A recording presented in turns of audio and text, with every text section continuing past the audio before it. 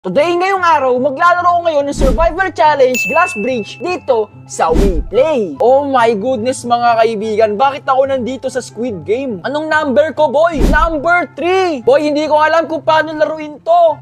Stop it. So meron ditong glass, so ibig sabihin siguro, aalamin namin kung saan yung tamang daanan, guys. Okay, try natin dito. Yo, ayan. Dito, saan pa? Okay, dito. Papaunahin muna natin sila, guys, para malaman natin yung daanan.